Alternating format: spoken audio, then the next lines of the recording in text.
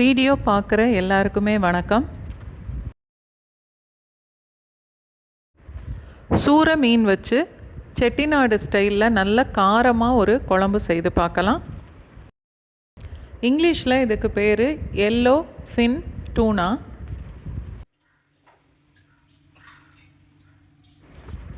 மூணுலேருந்து 4 table spoon வரைக்கும் நான் தேங்காய் எண்ணெய் சேர்த்து தாளிக்க போகிறேன். எந்த எண்ணெய் வேணாலும் சேர்த்துக்கலாம். ஒரு துண்டு பட்டை, 1 டீஸ்பூன் அளவுக்கு சோம்பு,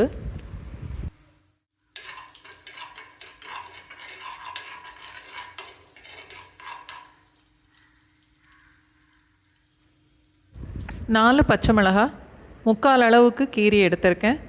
மீடியம் சைஸில் ஒரு பெரிய வெங்காயம், மீடியம் சைஸில் 2 தக்காளி, கொஞ்சம் கருவேப்பிலை. இப்போ எல்லாத்தையும் சேர்த்து வதக்கணும்.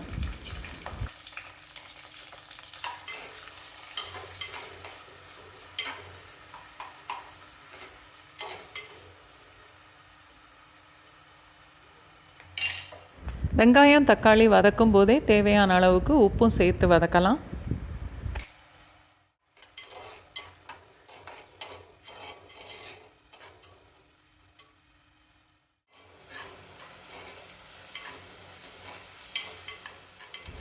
தக்காளி நல்ல சாஃப்டாக வர்ற வரைக்கும் வதக்கணும்.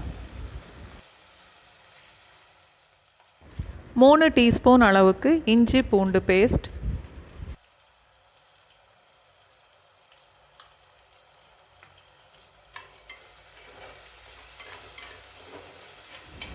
இஞ்சி பூண்டு சேர்த்ததுக்கப்புறம் 1 நிமிஷம் வரைக்கும் வதக்கிட்டு 1 டீஸ்பூன் மஞ்சத்தூள்,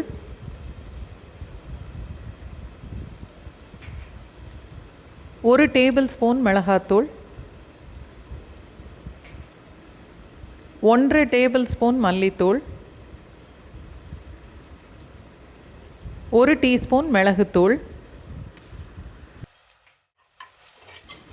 பொடியெல்லாம் சேர்த்து கொஞ்சம் வதக்கிட்டு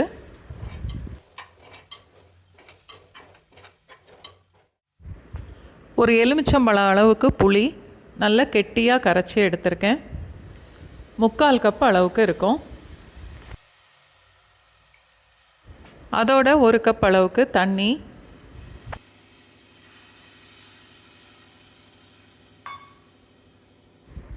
பாதி தேங்காயில் எடுத்த தேங்காய் பால், ஒரே பாலாக நல்லா கெட்டியாக எடுத்து வச்சுருக்கேன். அது 1 கப் அளவுக்கு இருக்குது.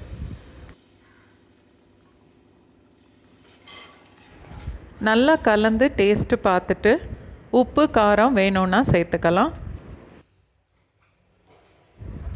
மூடி போட்டு 2-3 நிமிஷம் வரைக்கும் கொதிக்க விடணும்.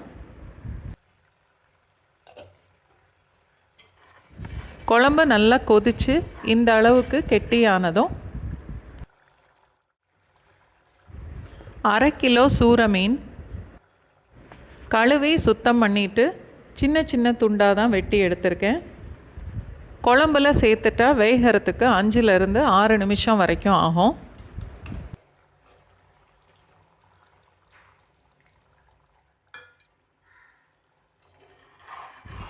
எல்லா மீன் துண்டையும் குழம்போடு சேர்த்து நல்லா கலந்துட்டு மூடி போட்டு மீடியம் ஃப்ளேம்லேயே வேக வைக்கலாம். நடுவில் 1-2 தடவை கிளறி விட்டுக்கலாம். இந்த மீன் நம்ம கிளறும் போது உடையாது, நல்ல கெட்டியாக இருக்கும்.